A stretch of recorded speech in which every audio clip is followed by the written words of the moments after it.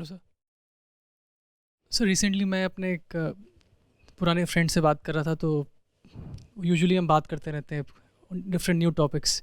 तो उसने बताया कि तेरे मतलब की चीज़ है। मैंने कहा बताओ। बोला एक बहुत साइकोलॉजिकल टर्म काफ़ी आजकल प्रेवलेंट है, तो उसका उन्होंने नाम बताया था 7 ईयर इच।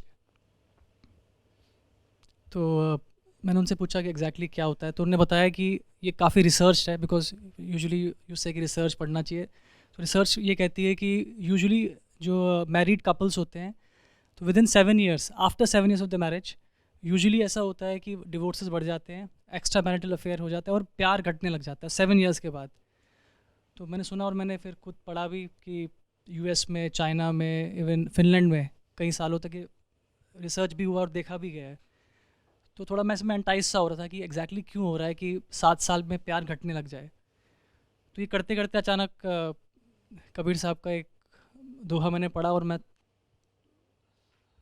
कबीर साहब बोलते हैं दोहे में, गहरी प्रीति सुजान की, बढ़त बढ़ जाए। बढ़त बढ़त बढ़ी जाए, ऊंची प्रीति अजान की, घटत घटत घटी जाए। तो मैं पूरा वो एक तरह से उस पूरे उसमें था कि पता नहीं क्या है, मैं सोच रहा था, आई डोंट नो। अचानक से मैं रुक सा गया। तो वो एक तरह से कॉन्ट्राडिक्शन देखा मैंने कि यहाँ से हम कह रहे हैं कि 7 साल में, साइंस भी कह रही है, रिसर्च भी कह रही है कि 7 साल में घटता रहता है, और कबीर साहब कह रहे हैं कि सही प्रेम तो बढ़ता ही जाएगा, बढ़ता ही जाएगा, बढ़ता ही जाएगा।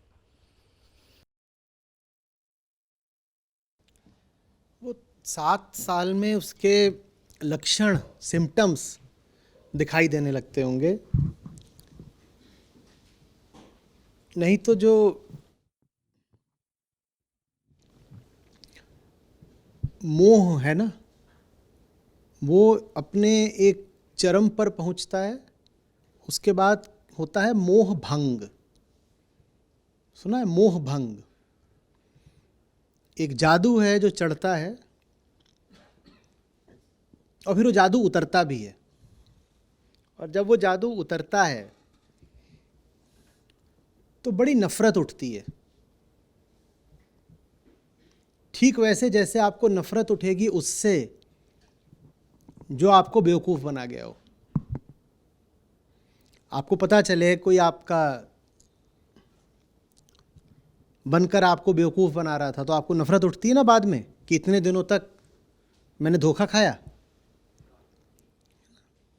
तो जब मोहभंग होता है तो नफरत भी उठती है, लेकिन उसमें इंसान को यह भी पता होता है कि धोखा खाने और धोखा देने में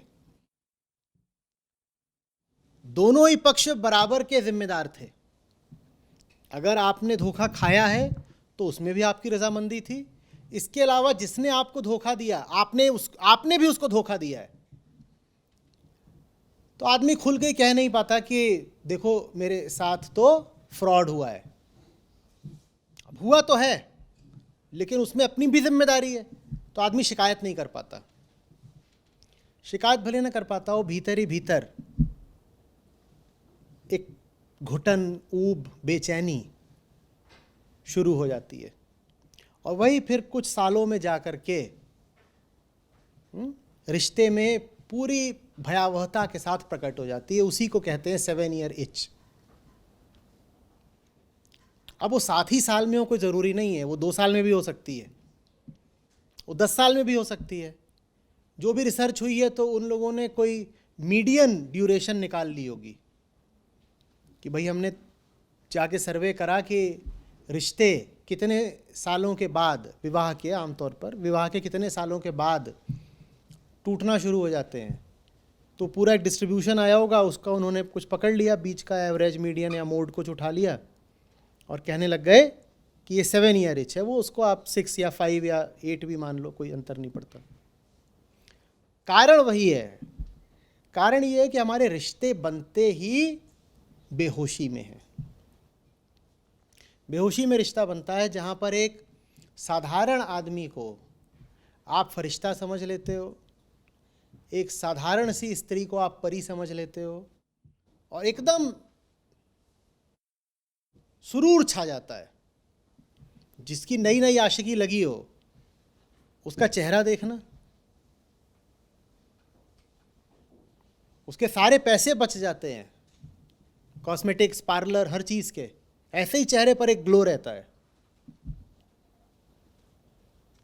एक पुराने साबुन का विज्ञापन आता था, बोलते थे योर फेस इज ग्लोइंग।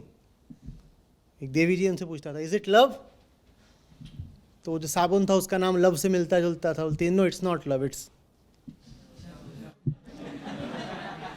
कर ही दिया विज्ञापन है।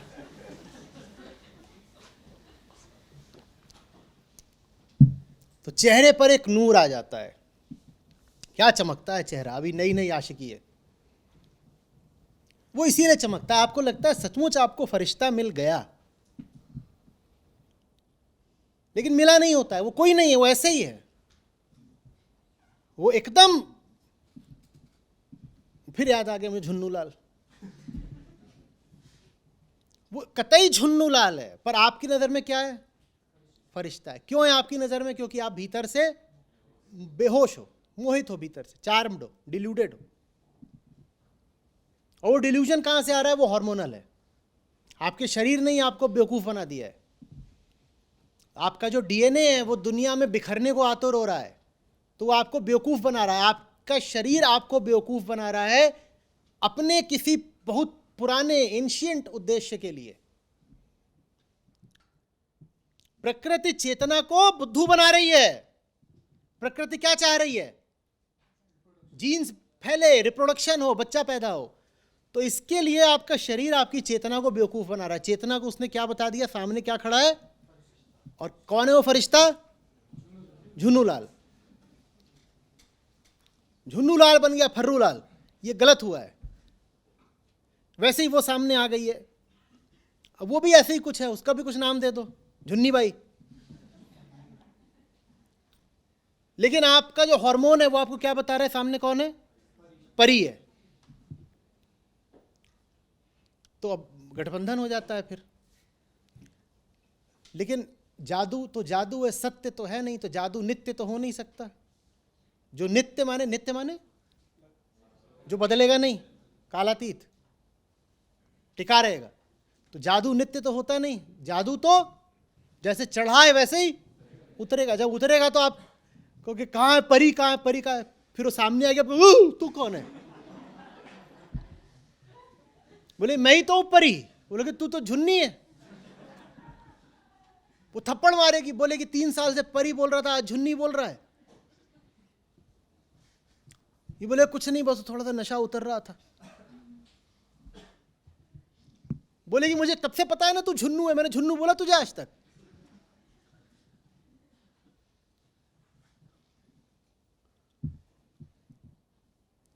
अब नफरत उठती है बहुत तगड़ी, अपने प्रति भी उठती है और उसके लिए भी उठती है।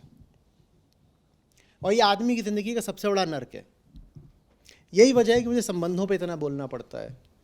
अगर अध्यात्म का उद्देश्य है व्यक्ति को आनंद और मुक्ति देना, तो सच तो ये है कि दुख और बंधन का सबसे बड़ा कारण हमारे रिश्ते हैं। मैं रिश्तों पर कैसे न बोलूं? आपकी ज़िंदगी बताइए किस चीज़ से ख़राब हुई पड़ी है? इस चीज़ से कि चीन ने आपका कुछ क्षेत्र हथिया लिया है, वो आपके लिए चिंता का विषय हो सकता है, पर छोटा मोटा होगा, ईमानदारी से बोलिएगा।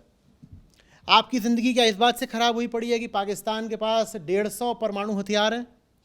ये चीज़ आपकी ज़िंदगी को ख़राब कर रही है?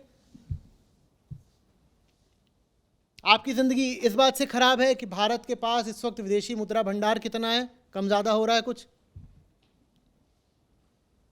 अर्थव्यवस्था बहुत गर्म नहीं हो पा रही, गति नहीं पकड़ रही, ये बात आपकी ज़िंदगी ख़राब कर रही है? अगर आदमी की ज़िंदगी ख़राब है तो उसका सबसे बड़ा कारण क्या होता है? आपके रिश्ते। हाँ या ना? तो अध्यात्म का तो ये तकाजा है कि रिश्तों पर बोलना ही पड़ेगा, क्योंकि अगर आनंद की बात करनी है तो बंधनों को तो संबोधित करना पड़ेगा ना, और बंधन रिश्तों से ही हैं। और रिश्ते सब बनते हैं बेहोशी में। फिर वो नफरत आती है, उसी से फिर वो 7 ईयर इच, उसको हम कह रहे थे 7वें साल में कोई खुजली लगती है कि नहीं मुझे अब दूसरी स्त्री या दूसरा पुरुष चाहिए, वो 7वें साल में नहीं लगती है, वो पहले ही क्षण से लग चुकी होती है। जिस क्षण आपको पहली बार ये एहसास होना शुरू होता है कि बेवकूफ़ बन गए, वो खुजली तभी से शुरू हो जाती है। आपको ये तो एहसास हो गया है कि आप बेवकूफ़ बन गए हो, लेकिन बेवकूफ़ बनने की जिद अभी आपने छोड़ी है नहीं। उसका प्रमाण ये है कि 7वें साल में आप एक स्त्री छोड़ के दूसरी के पास जा रहे हो, या एक पुरुष को छोड़ के दूसरे के पास जा रहे हो।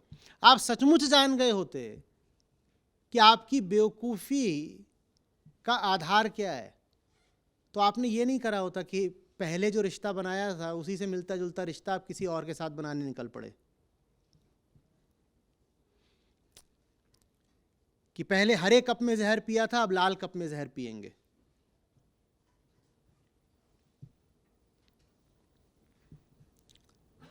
समझ में आ रही है बात? जिनमें थोड़ी ईमानदारी होती है वो स्वीकार कर लेते हैं कि अगर फंसे भी हैं तो अपनी गलती से फंसे हैं। जिनमें ईमानदारी नहीं होती वो सारा दोष डाल देते हैं अपने साथी पार्टनर पर, और दोष डालने के बाद उसके साथ हिंसा और करते हैं, उस पर तरह तरह के आरोप अभियोग लगाएंगे, और कभी किसी तरह की, कभी प्रकट कभी परोक्ष हिंसा करेंगे उससे। और हिंसा करने के बहुत तरीके होते हैं। जिससे आपने दिल लगाया है उसके पास आपका दिल दुखाने के बहुत तरीके आ जाते हैं।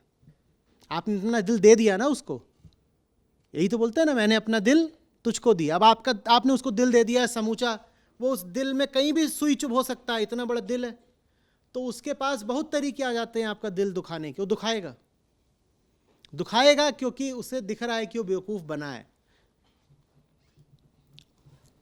आ रही बात समझ में? आप जो भी रिश्ता बना रहे हो ना, अभी एक राज की बात बताऊंगा, सुड़क लेने दीजिए।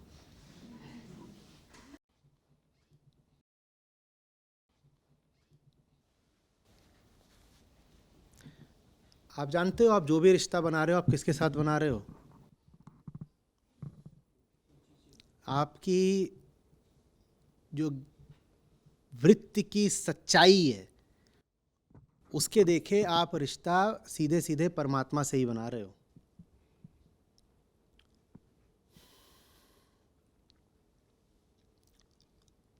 और जो आपकी माया है वो आपका रिश्ता बनवाए दे रही है झुन्नू से।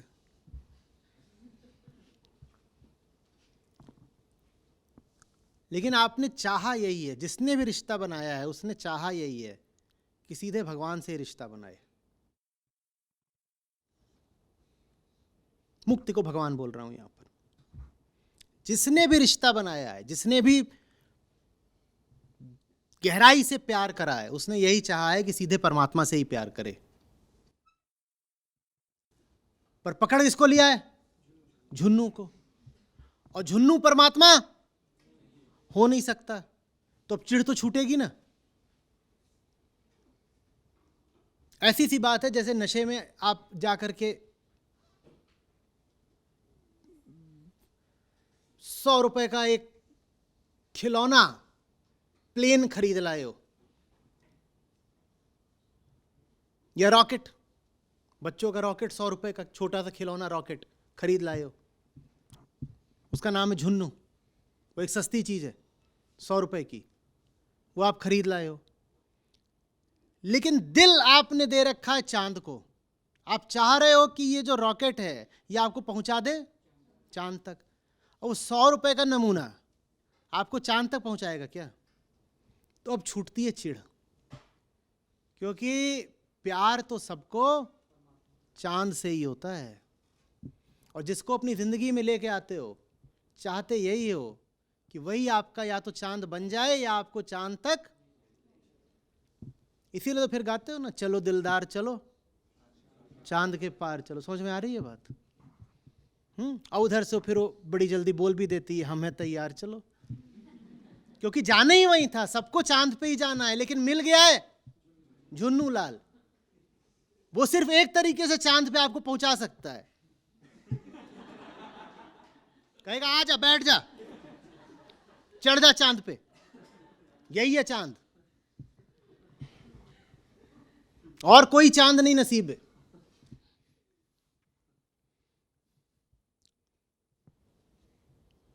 तो फिर चांद उसका बजाती भी अच्छे से, ले यही चांद है ना तेरे पास।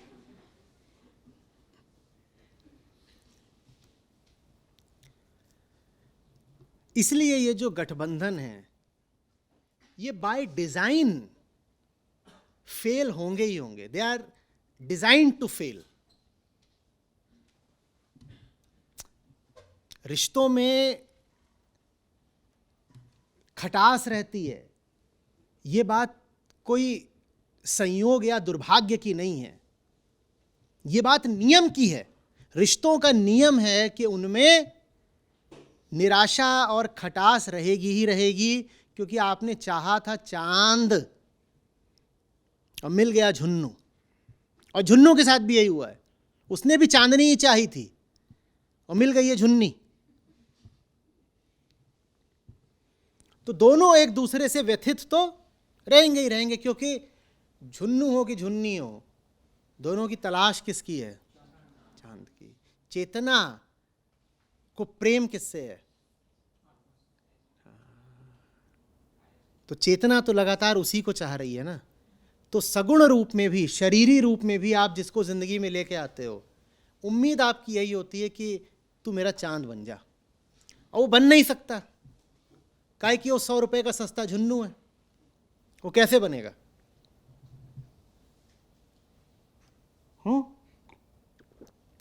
और फिर हमारी परंपरा और हमारी रीति रिवाज रवायतें बता दिया गया यही सब कुछ है. एक तो वो इतना सस्ता, ऊपर से बोल रहे हो वही सब कुछ है, फिर बोल रहे हो 7 जन्म के लिए वही है. आदमी अब जिए तो जिए कैसे? इतनी सस्ती चीज, वो भी 7 जन्म के लिए. यह आदमी ऐसा है कि खुद ही अपने आप को 7 जन्म न झेले. इससे पूछो अगले जन्म में तू वही रहना चाहेगा जो अभी है? वो बोलेगा मैं कुछ भी बनूं, ऐसा ना बनूं. ये आदमी अपने आप को नहीं बर्दाश्त कर सकता अगले जन्म में, जो भी होता है अगला जन्म, मान लीजिए होता है. यह आदमी अपने आप को नहीं अगले जन्म में झेल सकता. वो झुन्नी कैसे झेलेगी इसको 7 जन्म? पर कहा तो यही गया, ये तो लगातार एक दूसरे को झेलो, ये करो वो करो, पांव छुओ उसके.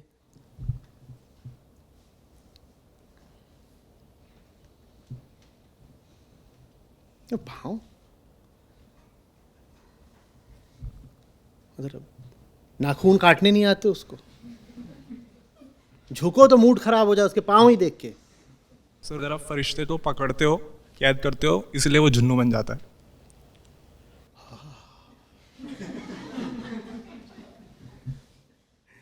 माने मैं झुन्नू नहीं हूं तो मैं फरिश्ता ही. तूने पकड़ लिया इसलिए मैं झुन्नू बन गया. मतलब फरिश्ते की आज़ादी आपको पसंद आती है, पर आप अरे कहाँ से आज़ादी? उसकी ज़िंदगी में वो आज़ाद ही नहीं. जब कुंवारा था तो आज़ाद था क्या? वो फरिश्ता कभी था ही नहीं. उसकी ज़िंदगी का लक्ष्य होना चाहिए था कि वो फरिश्ता बन पाता. ऐसा थोड़ी है कि वो 25 की उम्र में फरिश्ता था, 26 में शादी हो गई तो झुन्नू बन गया.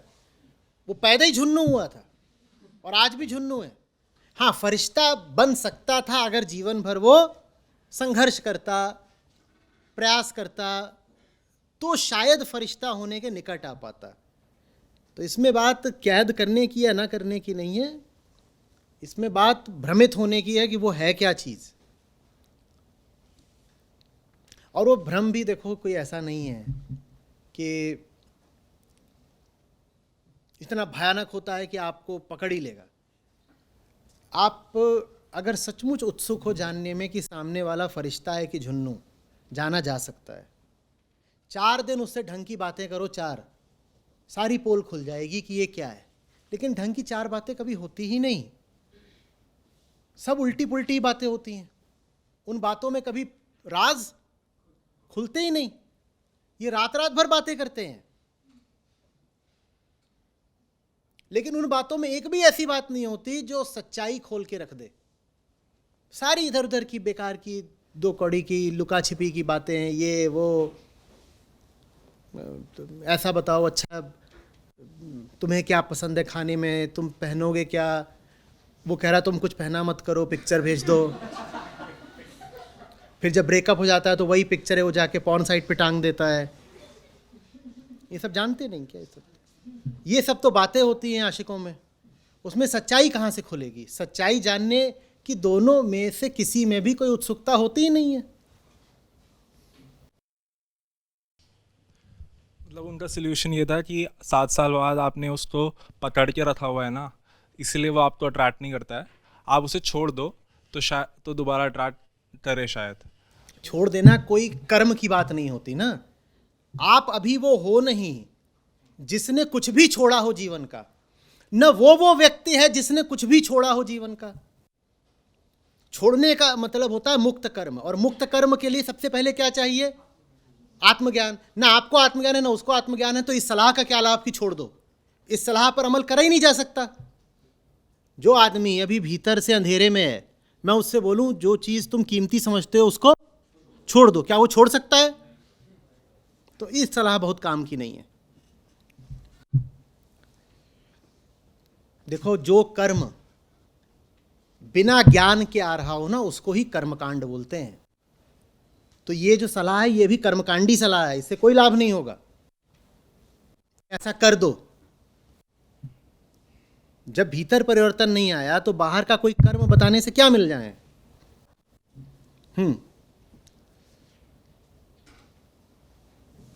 तेरी प्रीति सुजान की बढ़त बढ़त बढ़ी जाए। गहरी प्रीति सुजान की बढ़त बढ़त बढ़ी जाए। ओछी प्रीति अजान घटत घटत घटी जाए कबीरा। घटत घटत घटी जाए। गहरी प्रीति सुजान की बढ़त बढ़त बढ़ी जाए। गहरी प्रीति सुजान की बढ़त बढ़त बढ़ी जाए। ओछी प्रीति अजान की घटत घटत घटी जाए कबीरा। घटत घटत घटी जाए।